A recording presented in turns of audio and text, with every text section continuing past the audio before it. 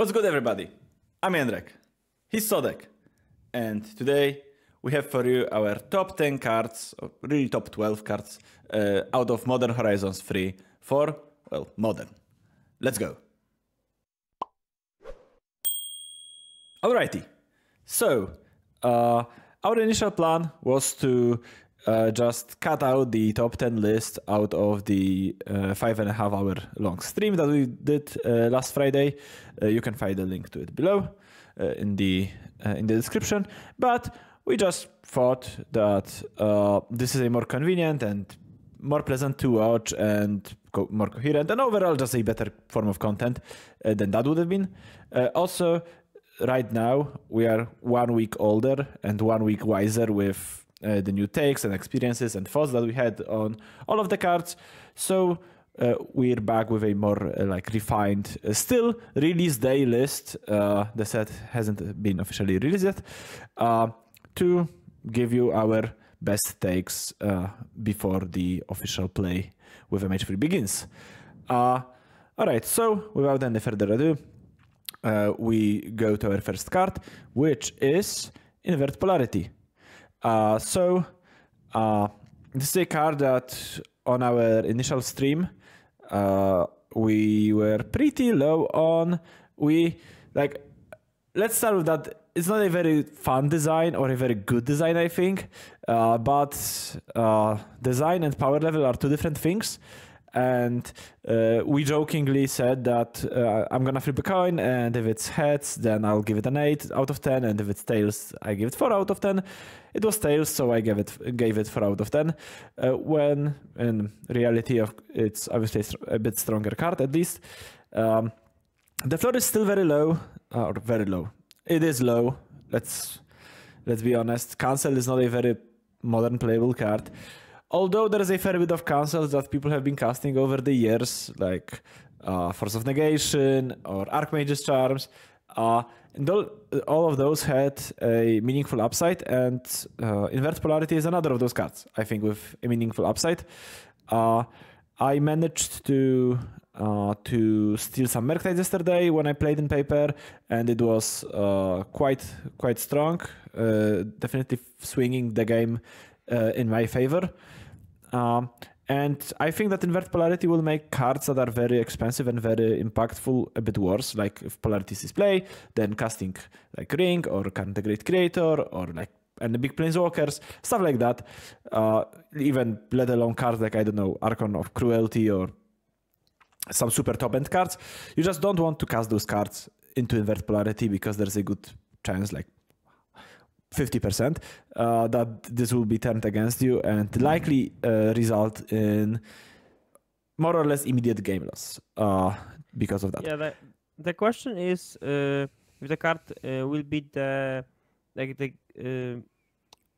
its own problem at some point, because if it pushes out expensive cards from the meta, then it won't be played, because Invert Polarity won't be that good in very aggro meta games. Yeah, exactly. Because cancel won't be that good. So I expect the card to be more of an answer to the problems that can happen in the meta game, not something that will be an auto include everywhere. Yes. Also, it's a blue-red card, and all red pitch cards are either banned or bad, which I think is an important thing. Like, for example, if it was blue-white, then it would be much better because of that. Yeah. Okay.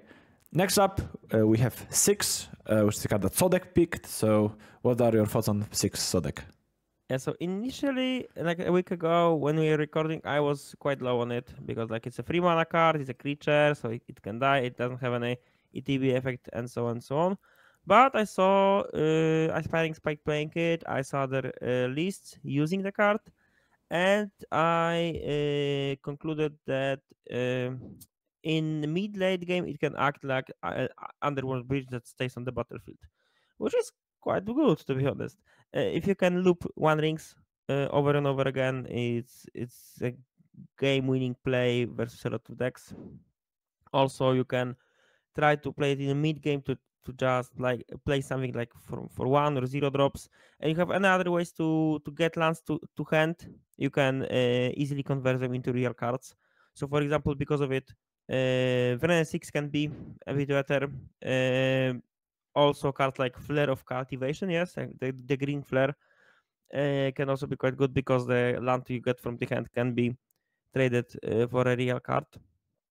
Overall, I don't feel that 6 will dominate by any means. It also won't be added to every green deck because it's a to some extent build around card, but I can see some decks adapting it to their list, like for color, like maybe like dedicated Flare of Cultivation decks and so on. I agree. Especially about the point regarding Flare of Cultivation and Renin 6, of course, to some extent. Trading those like meaningless sometimes lands in the late game for actual spells, even expensive ones on the ring, definitely pretty good. I guess this is a good point to or good time to add that we did watch a good amount of spike testing. I played some paper games. Sodek also played on cockatrice and watched people playing on cockatrice. So definitely those experiences that we've had and what we've witnessed during those games will have a meaningful impact on our initial gradings of all of those cards. All right, so next card that we want to talk about is Galvanic Discharge, which is the first card that is both on our list and the first energy card that we have here.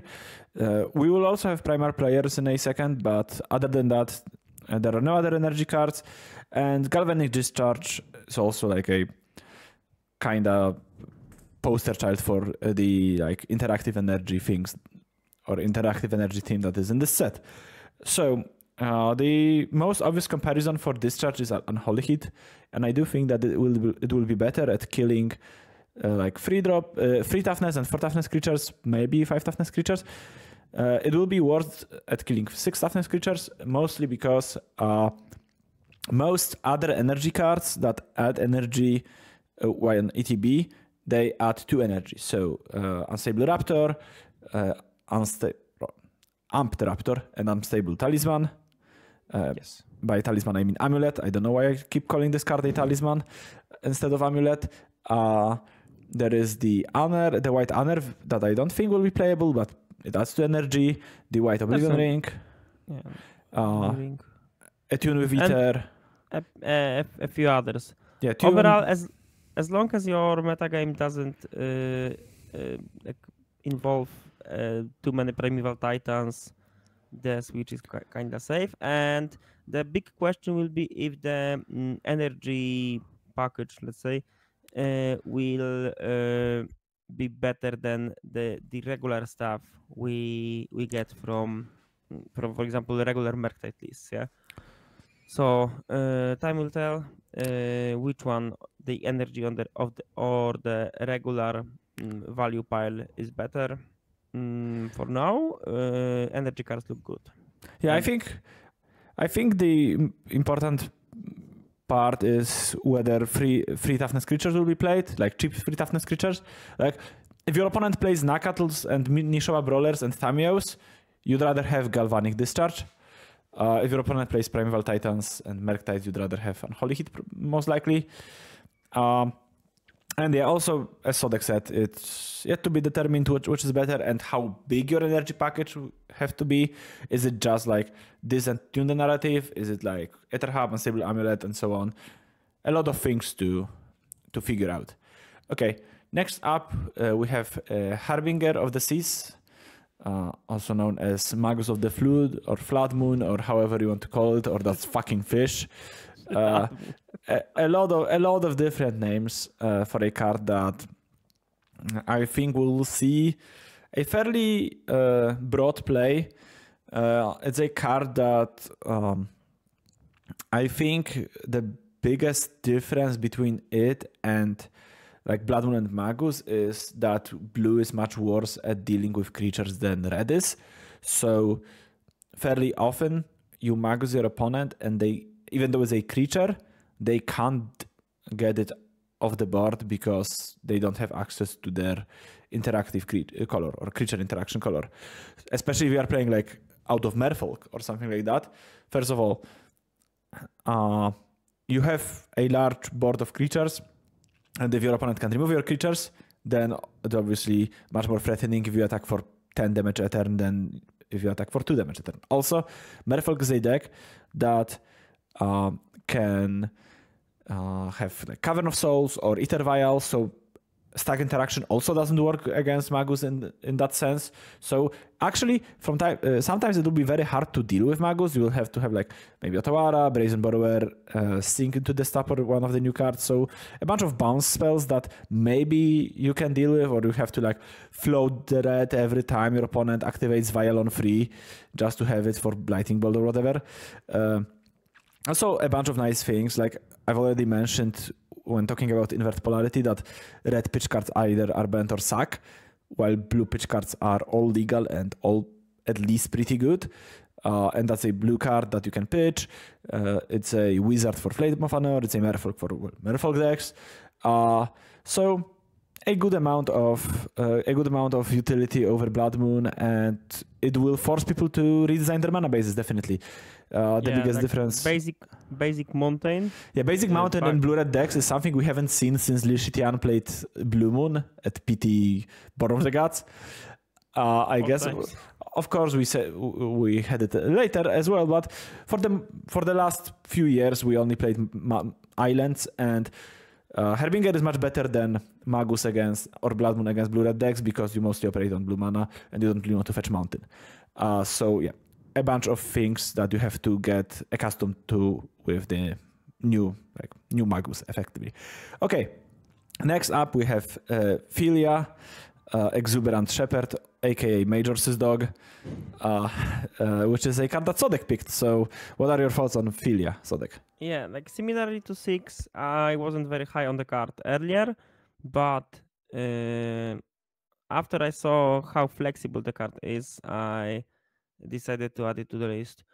In my opinion, the fact that its wording means that it's a 2/2 flash and it triggers only auto attacks means that in early development the card had also ETB effect, but they trimmed it more, in my opinion, mostly because it was too powerful, and the powers card is hidden in its flexibility. Usually, if you have this type of effects, they work either only well with your cards or only with the opponent cards, and Phelia can do both. For example, you can blink your own stuff, for example, Greased, or like anything else that Bowmaster or anything else that has a good ETB, and you can, for example, bounce opponent's creatures so they can't block profitably. Or you can bounce Urza's Saga tokens, or anything else, yeah. So you meant Grief, not Greased. You said Greased, but yeah, I meant, obviously, sorry. You mean Greased or Grief rather. That's hard, yeah. So I feel that the power of this card is there. The question is if the rest of the white cards will be there. Maybe Phelia will be the reason to play white, like fair white magic moving forward. We'll see. For now, the card is good enough to at least experiment with it. Yeah, I do agree. Also, you don't have to be like, one of the nice things about Phelia, that assuming it's a good card, is that up to this point, most of your, like, the best white card was Solitude, and it forced you to be really heavy on white. While Phelia can be like, for example, if you want to play a Band Nadu deck that wants to play Stoneforge Mystic to find Shuko, you can just play Phelia in this deck, and you will likely have a bunch of ETB creatures in this deck as well, so you can just blink them. So yeah, Phelia, definitely a nice, versatile, like, just a good value creature, basically. Okay. Speaking of value creatures that cost 3 or less mana, we have Primal Prayers, which is a twist on Aluren. I think that Aluren will be, or Primal Prayers would be Primal Prayers, not players. I don't know why I always say players, but that's a skill issue on my part, not the fault of the card or anything. So there is a bunch of different loops, more or less convoluted, and all of them result in some sort of loop and killing your opponent / winning the game. The one I liked the most came from Dingo's list. I was playing Sultai Prayers deck that had Satoru and Greenbelt Rampager, and you just draw your whole deck and deploy Thassa's Oracle. You also have a bunch of good blue-green creatures that you can sacrifice to both flares, because you have Coiling Oracle and you have Icefang Coatl and the former standard all-star Rogue Refiner, which also works with Primal Prayers. So I do like the look of this like mostly blue-green based prayers lists. You can maybe play Nadu in it if you want to as well. Like so many different options. Yeah, and the fact that you can play your cards at instant speed, yeah, it's in the card, yeah. Yes, you can. That's what I remember. Well, I just wasn't 100% sure. Means that once you land prayers, it's maybe not trivial, but much easier to play around either removal spells or counter magic. So it's not only a combo card that mainly will be used as a combo card, but it's a combo card that also adds extra layer of attack against interactive decks, which can be useful, yeah, in some situations. Yes, exactly. Moving on, we have Flare of Denial, which is the only flare on our list. It's a tiny bit of spoiler. So it basically, I think, goes into the same box as Invert Polarity in terms of being a cancel with a meaningful upside. It is a better and more meaningful upside than that of Polarities, in my opinion. But it also requires a good amount of setup, because sacrificing a creature is a large cost, and you basically need creatures that either came into play for free in some regard, like Endurance? No, I mean not mana wise, but cards wise, like for example Narcomoeba or Price Amalgam, or creatures that already did their job. Like Spike have been playing the 1-mana Siren that adds map, and on ETB, and Dingo was shit talking him for that, which I think makes sense. This card doesn't seem like a modern playable card, even though Voldaren Epicure and Straben Inspector sees some amount of play, I guess. They also have the aforementioned Coiling Oracle and Icefang Coatl, Rogue Refiner, a bunch of different Merfolks. I played against Merfolks yesterday, and this card seemed fairly impressive out of that deck. You also can play like Snapcaster Mage, a bunch of different things that does stuff either on ETB or when it dies. Yeah, so the flare, I can see it being used not even in every deck's main deck. It can also be used as a fine sideboard card against, for example, Primeval Titan, or anything else that plays Highmakers in like turns 3-4. So I'm curious how often flare will be used, and we'll see in the near future. But I have high hopes for the card, and I feel it's as good as it looks. Yeah, I think its biggest strength is that it lets you bank mana effectively. So like you play something early, and then you can tap out on every turn and then sacrifice it to counter the aforementioned Primeval Titan or something like that. Or even swing back a tempo on the draw a bit. Like you play Snapcaster, you bolt something, then you have Flare for their thing. So effectively you triple spell that turn. Okay, next up we have Necrodominance.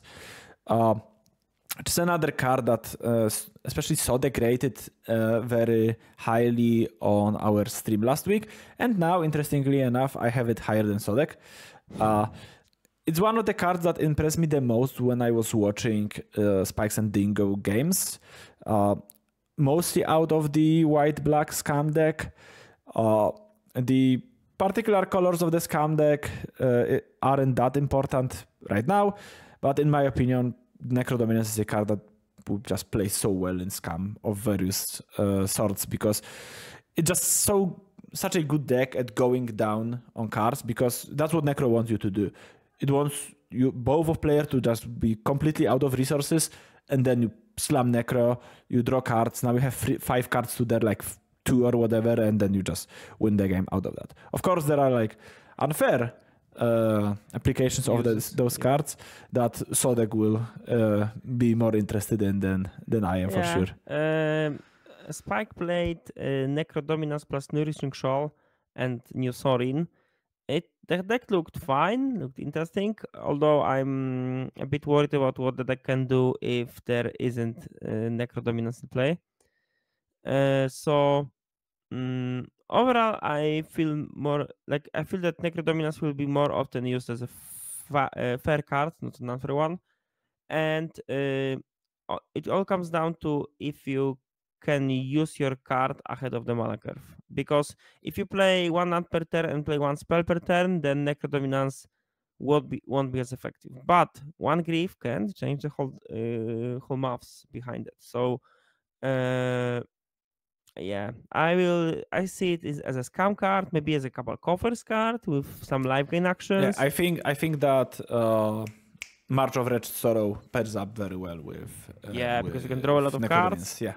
Then you can pitch all your black cards, which would you discard anyway, gain a lot of life, and be happy about it. Yep, just a very strong card, and the homage to an even stronger one back from the day.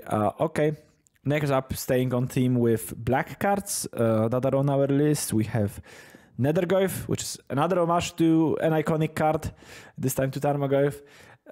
And this is the card that I was surprised the most that neither Spike nor Dingo played that much. Dingo cited it being awkward with Necropotence, or Necrodominance rather, because it exiles your graveyard and then your Nethergoyf can't grow. But I don't buy this argument. I don't think it's very strong, because you still can get a good amount of cards on turn 1 and 2 to your graveyard between fetch lands and Mishra's Bubbles and griefing and like just casting removal spell.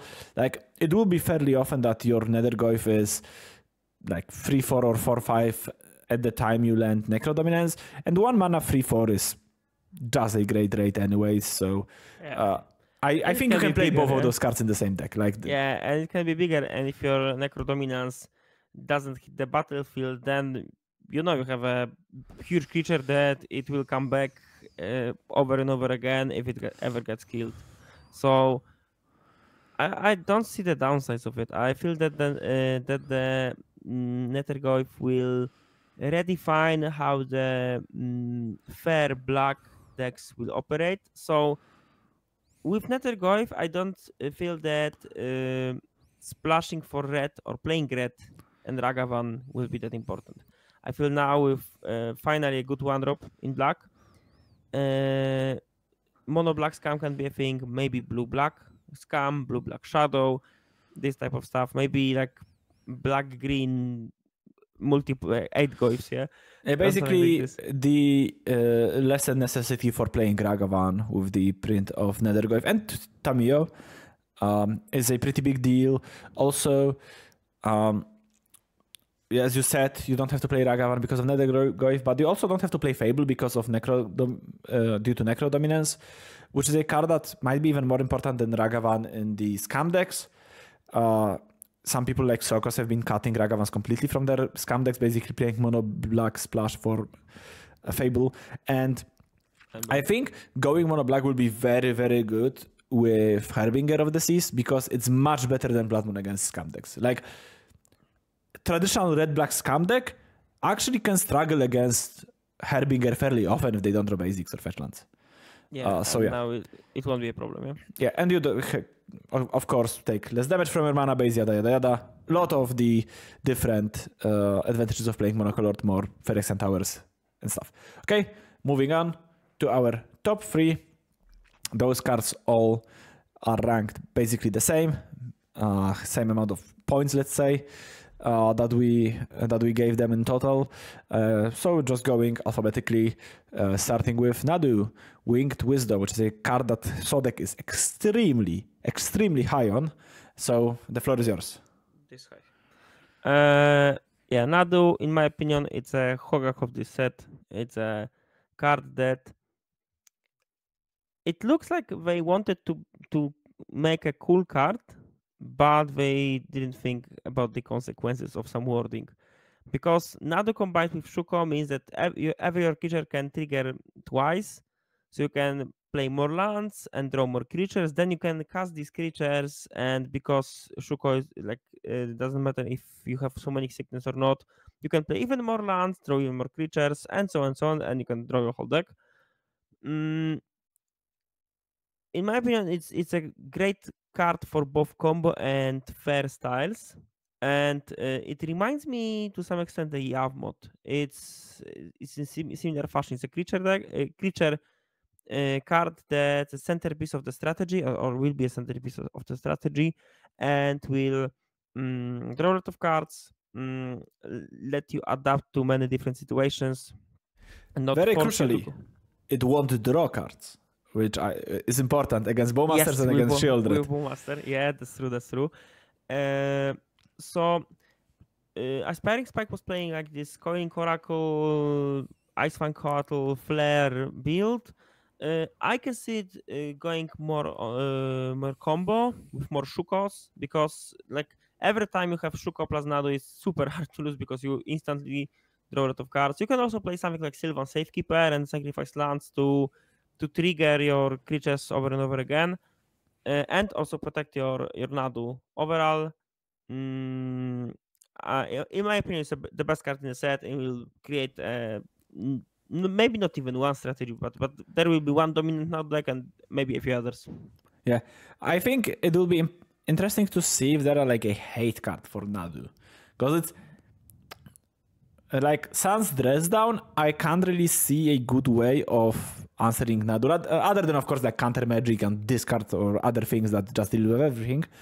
But like some sort of permanent humility effect or like dress down effect. Yeah, the trick is that you play lands from the top, but you cast your spells normally. So, for example, Gravedigger's Cage won't work. Yeah.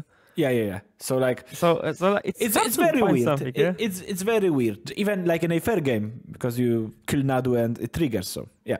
Yeah, we'll see. It's close to impossible to trade even. Yeah. Yeah, basically you need to counter it, and then you trade up on mana. Way. Yep. Okay, moving on. We have Phyrexian Tower. So we both expect this card to see. I think this is a card that will see the most play in different decks out of the whole top 10. Like, this card just goes into so many decks. Like, basically every black deck will play at least one copy and likely more. Like, black heavy decks. Like, we are not counting some light splashes, stuff like that. But basically, if your deck has like Grief, Bowmasters, stuff like that, you just play Phyrexian Tower. So if you play Scam, if you play Yavmot, if you play anything else. And there's also interesting question, how many decks that don't use black mana will play? Yes, because, like Scales, for example. Yeah, Scales can use it because they have too many 2-drops, so turn 3 playing 2-drops can be quite good. And it's a sack outlet as well. Yeah, for like hunger. People have been playing Phyrexia Score in their Scales deck from time to time. Yeah, it's that's like, true. Yeah, cringe. Yeah, and there's also a possibility that Phyrexian Tower will create the new strategies or revive the old archetypes. For example, it pairs extremely well with Stitcher Supplier, with Bloodgust, with Gravecrawler, with Priced Amalgam, and many other things that are using Graveyard. Come from the Graveyard, yeah. Yeah, so maybe some form of sacrifice decks can be good. I will talk with them a lot, and I hope to not lose too many play points by doing so. But in this type of decks, I expect to see 4 Phyrexian Towers, even if it's legendary, because having the first one gives you such a boost that it just can't be overlooked. Yeah. It also, and for example, played Phyrexian Tower, sacrifice Bloodgust, then you play another Phyrexian Tower, Legend Lure, the old one, bring back Bloodgust, sacrifice, get 4 mana from 2 lands. Perfect. Yep. Yeah, also I think it will pair quite nicely with Chthonian Nightmare, I think, with the new Recurring Nightmare. Just gives you the mana to replay it again and again and again and again and again. Yeah, just an extremely strong card. Anytime your land can produce more than 1 mana, just pay a lot of attention to that card because it's just so much potential to be insanely good. Speaking of insanely good cards, we are keeping on pace with Nadu and with Tower. The third card in our top 3 is Tamiyo, Inquisitive Student, which is my pick for the best card in the set. Even though both Nadu and Phyrexian Tower are very, very impressive as well, of course. I think there's like a clear bar between those 3 and the next 3, and then from the next 3 to the rest of the list. And I had a chance to play again with Tamiyo yesterday for the first time, and it was basically as insane as I thought it would be. I've played 2 decks that usually has trouble dealing with creatures because I've played against Merfolk and against Hammer.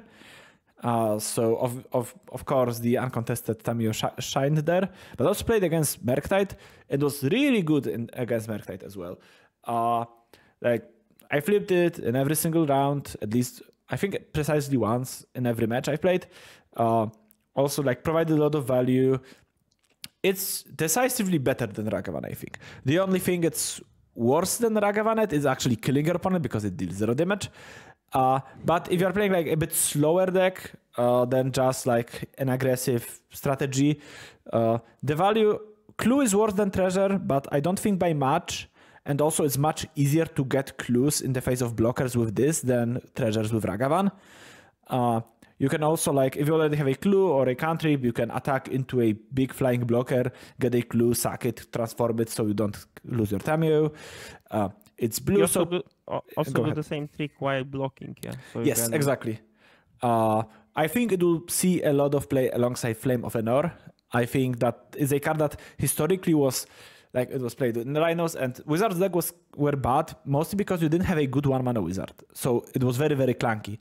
And now, on turn 4, you can just go Tamiyo, Flame, kill something, flip your Tamiyo, you get a Planeswalker, you plus it. Next turn, you can get your Flame back from the graveyard or keep plussing to Ultimate. Which is like, Oko taught us that +2 on a Planeswalker is a lot of added loyalty every single turn. It is hard to kill Tamiyo in combat, and Tamiyo will ult very, very fast. So I just think it's the only insane. thing I don't like with Tamiyo is that it won't be added to many decks. Like I can see it being added to Murktide or other blue piles. Basically a blue mid-range card. Yeah, and that's it. Maybe if you have like a small, maybe if you care about artifacts in some way, not affinity way, but like, I don't know, Underworld Breach kind of way, because there's also a legend for Moxamber. Okay. So there is a bunch of things that maybe will want Tamiyo, but it's mostly like a mid-range blue card, I think. Yeah, but a very powerful one. Insanely powerful one. Okay, that's it. That's our top 10 for Modern Horizons 3.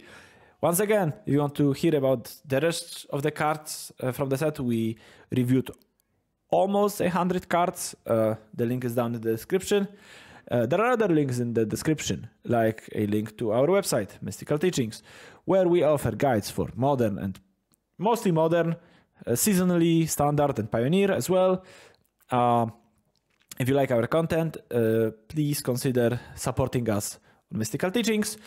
So, yep, that's it. I am very excited for this set, and I'm ready to battle first at my pre-releases this weekend, then on Modo, and I hope I see all of you on Modo and on paper events.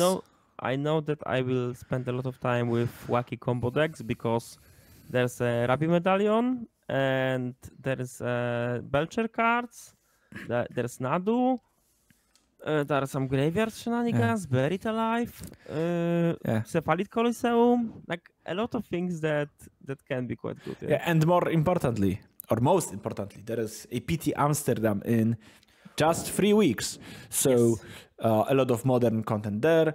There is like secret lair events and PTQs and the Grand Prix style event next to it. So a lot of modern will be played over the course of June, and I for one can't wait to try out all the cards that I like. So as always, thank you so much for watching our content.